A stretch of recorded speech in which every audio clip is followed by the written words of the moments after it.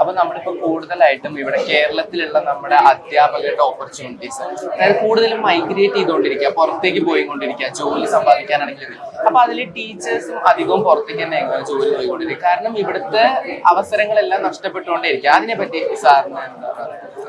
ഇവിടുത്തെ അവസരങ്ങൾ നഷ്ടപ്പെടുന്നു എന്ന് പറയുന്നതിന് അതിൻ്റെ ഉദ്ദേശം തന്നെ നിങ്ങൾക്ക് അറിയില്ല. കാരണം കേരളത്തിൽ ജോബ് ഓപ്പർച്യൂണിറ്റി കേരളത്തിൽ ഇല്ലാതാവുന്നില്ല.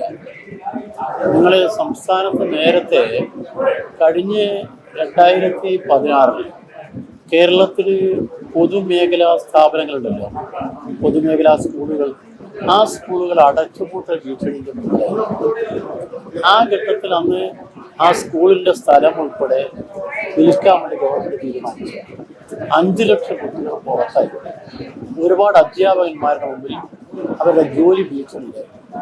ഇപ്പം നമ്മുടെ ഗവൺമെൻറ് വന്നതിന് ശേഷം പൊതു സ്കൂളുകളെല്ലാം, സർക്കാർ സ്കൂളുകളെല്ലാം നല്ല നിലവാരത്തിലേക്ക് വന്നു.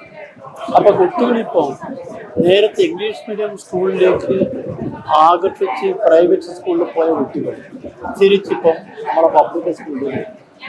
അപ്പം ഇവിടെ ജോബ് ഓപ്പർച്യൂണിറ്റി അധ്യാപകന്മാർക്ക് നഷ്ടപ്പെടുന്നെന്ന് പറയുന്നത് ഇവിടെ എനിക്ക്. കാരണം 56 വയസ്സ് കഴിഞ്ഞ് പിരിഞ്ഞു പോകേണ്ട കാര്യം. ആ പിരിഞ്ഞു പോകുന്നതനുസരിച്ച് അധ്യാപകന്മാർ വേണം, അത് സ്വാഭാവികമാണ്. പിന്നെ മാത്രമല്ല, ഇപ്പം ഡിവിഷനുകളിൽ പലതും മാറി. മുമ്പുള്ള ഡിവിഷനുകൾക്ക് പുറമെ ഒരുപാട് പുതിയ ഡിവിഷൻ വരാനുണ്ട് സ്കൂളുകളുടെ തന്നെ. അപ്പം അധ്യാപകന്മാർക്കുള്ള അവസരങ്ങൾക്ക് നഷ്ടപ്പെടുന്നു എന്നുള്ള അഭിപ്രായം നമുക്കില്ല എന്ന് വേണ്ട. പിന്നെ പുറത്തു പോകുന്നവർ അക്കരെ പച്ചവെളിച്ച് പോകുന്ന ആളുകളാണ്.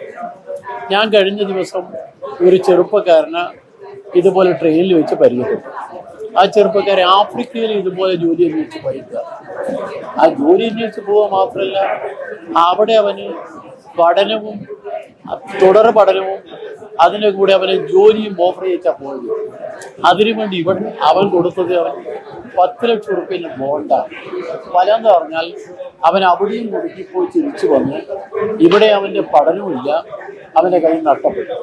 അപ്പം നമ്മുടെ കേരളത്തിൽ ഇതിനുള്ള സാധ്യതകൾ നമ്മൾ ശരിക്കും പരിശോധിച്ചുകൊണ്ട് ചെയ്യാം. ആ പരിശോധന നമ്മൾ പലപ്പോഴും ഇല്ല. നമ്മൾ കേൾക്കുന്നതനുസരിച്ച് പെട്ടെന്നൊരു തീരുമാനം, അതിൽ നിന്ന് മാറി ഒന്ന് പഠിച്ച് തീരുമാനമെടുക്കണമെന്നായിട്ട് അഭ്യർത്ഥിക്കുന്നത്. കാരണം അധ്യാപക രംഗം എന്ന് പറയുന്നത് വളരെ പ്രധാനപ്പെട്ട രംഗമാണ്. അധ്യാപകർ ആ രംഗത്തോട് ഇപ്പം കമ്പാരിസമുള്ള രംഗം വളരെ പരിമിതമാണ്. ഒരു അധ്യാപകനാവുക പറഞ്ഞാൽ നാട്ടിലൊരു മാന്യത, ആ മാന്യത ഉണ്ടാവില്ല. കാരണം അവൻ്റെ അത്ര. പക്ഷെ ഒരു വ്യത്യാസമുണ്ട്. അധ്യാപകർ ഇപ്പം നന്നായി സ്റ്റഡി ചെയ്യേണ്ടത്, ഹോംവർക്ക് നല്ലോണം ചെയ്യും. ഹോംവർക്ക് ഇല്ലാതെ നിങ്ങൾക്ക് പോയിട്ട് ഒരു ക്ലാസ് എടുക്കാൻ പറ്റില്ല. ആ അവസരമായി. കാരണം എന്താ പറഞ്ഞാൽ കമ്പ്യൂട്ടർ യുഗമാണ്. ഏത് ഇൻഫർമേഷനും നിങ്ങൾക്ക് വിരൽത്തുമ്പിലുണ്ട്.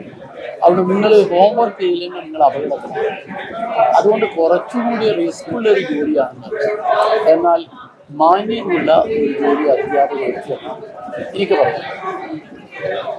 അപ്പോ അതിനെ പറ്റിയാണോ ഇപ്പോ നമ്മള് ഈ കോവിഡ് ഒക്കെ കഴിഞ്ഞതിന് ശേഷമാണെങ്കിലും, അല്ലെങ്കിൽ ഇപ്പൊ പുതിയ സാറൊക്കെ പഠിക്കുന്ന കാലത്ത് അധ്യാപകരും വിദ്യാർത്ഥികളും തമ്മിലുള്ള ബന്ധം, ഇപ്പോഴത്തെ അധ്യാപകരും വിദ്യാർത്ഥികളും തമ്മിലുള്ള ബന്ധമൊക്കെ സാറിന് മനസ്സിലാവുന്നുണ്ടല്ലോ. അപ്പൊ അതിൽ ഏതിനാണ് കൂടുതൽ നല്ലതായിട്ട് സാറിന് തോന്നുന്നത്? ഇപ്പൊ കുറച്ചും കൂടെ ഒരു കൂട്ടുകാരെ പോലെയാണ് അധ്യാപകരും വിദ്യാർത്ഥികളും തമ്മിൽ പെരുമാറുന്നത്, പ്രത്യേകിച്ച് കൊറോണയൊക്കെ കഴിഞ്ഞതിന് ശേഷം. അപ്പോ അതിനെ പറ്റി പഴയതാണോ പുതിയതാണോ ഏതാണ്? അല്ല, അതല്ല. അത് നമുക്ക് അധ്യാപകൻ വിദ്യാർത്ഥി എന്ന് പറയുന്ന 2 നില തന്നെയാണ്.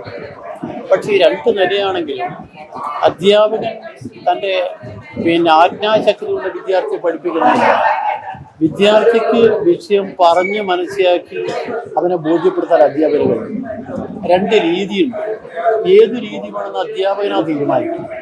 വിദ്യാർത്ഥികൾ, ഇപ്പോഴത്തെ വിദ്യാർത്ഥികൾ ഞാൻ പറഞ്ഞ പോലെ ഈ സംഭവങ്ങളൊക്കെ അറിഞ്ഞുകൊണ്ട് വരുന്ന വിദ്യാർത്ഥികൾ എന്ന് പറഞ്ഞ് ഇഷ്ടംപോലെ TV ചാനലുണ്ട്, അതിലൂടെ കാര്യങ്ങൾ അറിയുന്നുണ്ട്, എല്ലാ വിഷയങ്ങളും പുറത്തറിയാം. അങ്ങനെ അവസ്ഥ. അന്ന് അതൊന്നും ഇല്ലായിരുന്നു. അന്ന് പത്രം വായിക്കുന്നതിന് വളരെ പരിമിതമായിരുന്നു. അതുകൊണ്ട് ഗുരു ശിഷ്യ ബന്ധം എന്ന രീതിയിൽ പഴയ കാലത്ത് കൊണ്ടുവന്ന പോലെ ഇന്ന് കുട്ടികളെ പഠിപ്പിക്കാൻ ഇപ്പോൾ പറ്റും. കാരണം അങ്ങനെയുള്ളൊരു ഗുരു ശിഷ്യ ബന്ധത്തിന്റെ അടിസ്ഥാനത്തിലാണ് കേശവദേവ് എന്ന് പറയുന്ന സാഹിത്യകാരനല്ലോ ഓടയിൽ നിന്ന് എഴുതിയത്. അദ്ദേഹം സ്കൂള് വിട്ടുപോകാൻ കാരണമാണ് 7ാം ക്ലാസ്സിൽ അദ്ദേഹം പഠിക്കുമ്പോൾ അദ്ദേഹം 2 പക്ഷികളെ കൊണ്ടുവന്ന് ക്ലാസ്സിൽ കളിക്കുമ്പോൾ അധ്യാപകൻ വന്ന് ചൂരൽ കൊണ്ട് പ്രഹരിച്ചു. അന്ന് അധ്യാപകനോട് ദേഷ്യപ്പെട്ട് പുറത്തുപോയ ദേവാണ് കേരളം അറിയപ്പെടുന്ന മികച്ച സാഹിത്യകാരനാണ്. അതിങ്ങനെ പഠിച്ച് സ്കൂളിൽ പഠിച്ചിട്ടില്ല. നമ്മൾ ഓരോ കാര്യവും നമ്മളത് ഉൾക്കൊള്ളുന്നത് നമുക്ക് കൂടി ഗുണകരമായ രീതിയിലായിരിക്കണമെന്നാണ്. അത് തീരുമാനിക്കേണ്ട വിദ്യാർത്ഥികളാണ്. ആ വിദ്യാർത്ഥികളെ നേരെ നടത്താനുള്ള ഏർപ്പാടുണ്ടാക്കുന്ന അധ്യാപകരാണ്. പിന്നെ അധ്യാപകരും വിദ്യാർത്ഥികളും തമ്മിലുള്ള ബന്ധത്തിൽ എന്തെങ്കിലും പ്രശ്നങ്ങളിൽ ആ പ്രശ്നം പരിഹരിക്കാനുള്ള ഉത്തരവാദിത്തം കൂടി അധ്യാപകന്മാരും വിദ്യാർത്ഥികളും രക്ഷിതാക്കളും ചേർന്ന ജോയിന്റ് കമ്മിറ്റി ഉണ്ടല്ലോ, ആ കമ്മിറ്റികൾ നമുക്ക് ചെയ്യാം. അത് ചെയ്യാവുന്നതാണ്. ഒരുപാട് അവസരങ്ങളുണ്ട്, അവസരം വിളിക്കണം എനിക്ക് പറയാനുള്ളത്.